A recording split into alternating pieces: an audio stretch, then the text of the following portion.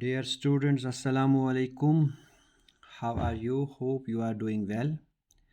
تو ہم سٹارٹ کرتے ہیں 5th کلاس انگلش. ہمارا سبجیکٹ ہے، ہمارا جو چیپٹر ہے اس کا نام ہے دا مین ہو امپاور دا بلائنڈ. کل ہم نے پڑھا تھا کہ لوئس کو کس طرح سے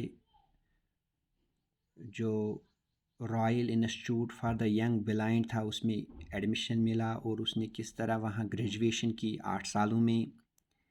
وہ ایک ذہین لڑکا تھا لیکن بدقسمتی سے اس کی آنکھیں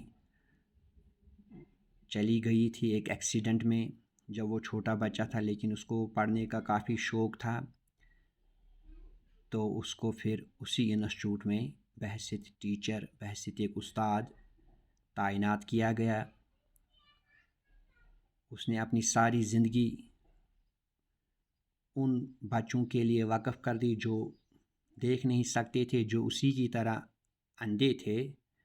تو آج ہم اس سے آگے پڑھیں گے. So let us start. At about the time Louis Braille came to the institute's founder, Valentin Hay, had developed a new way of reading for the blind. In this way, the letters were embossed, that is, raised on the other side of the heavy paper, so that the blind person could trace their shape with his fingers. Louis would trace each letter over and over again. "I will learn to read," he said determinedly, and he did. But for a quick mind like Louis Braille's, this was much too slow a way to read.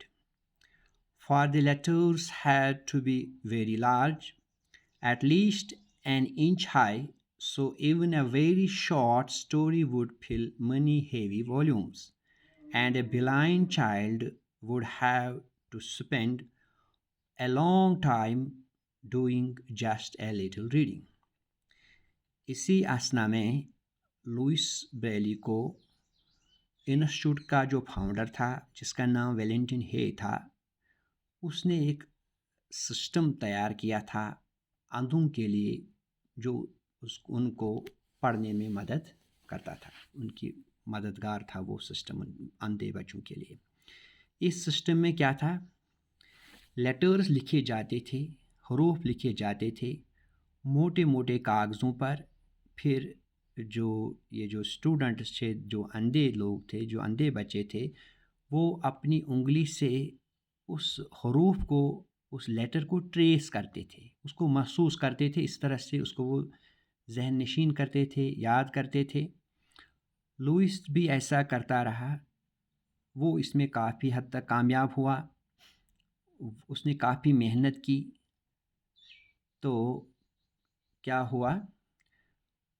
لیکن یہ جو system تھا یہ تھوڑا سلو system تھا، یعنی آہستہ آہستہ بچہ سیکھ جاتا تھا. اگر ایک پیج یا کوئی سٹوری لکھنی ہوتی تو اس میں کافی وقت لگتا تھا.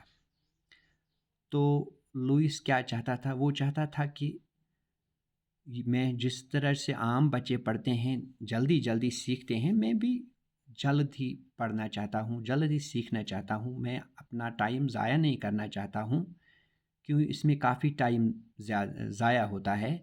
جو حروف لکھے جاتے تھے وہ تقریباً 1 انچ کے ہوتے تھے. پھر اس پہ انگلی ڈالتے تھے، اسی سے اس کو محسوس کرتے تھے.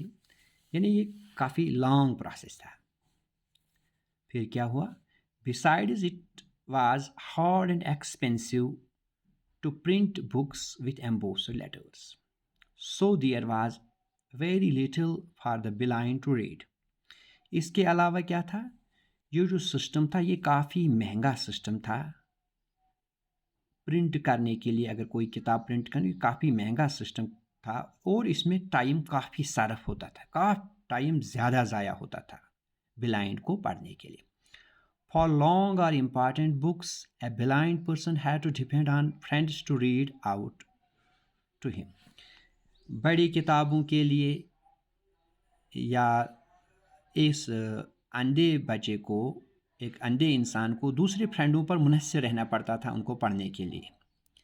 There must be an easier way for the blind to read and write. Young Braille said over and over again, only books can free the blind. A person can never be truly educated unless he can read. Louis Braille کو یہ بہت ستاتا تھا یہ system. وہ چاہتا تھا کہ اندھے بچوں کے لیے، اندھے لوگوں کے لیے آسان سا سسٹم ہونا چاہیے. کتابیں ہی مدد کرتی ہیں ایک اندھے بچے کو سمجھنے کے لیے. لوئس بریل کہتا تھا جب تک ایک شخص پڑھ نہیں سکتا ہے وہ ایجوکیٹڈ نہیں ہے، وہ سچی معنوں میں ایجوکیٹڈ نہیں ہے. Louis was only 17 years old when an idea struck him that there must be an easier, quicker way for the blind to read than by trying to feel all the way around each other. He was looking for a code. Louis ابھی 17 سال کا ہی تھا کہ اس کے دماغ میں ایک خیال آیا کہ ایسا سسٹم ہونا چاہیے جس میں وقت کم ضائع ہو. یعنی جو اندھے لوگ ہیں ان کا وقت ضائع نہیں ہونا چاہیے، مطلب کوئک سسٹم ہو.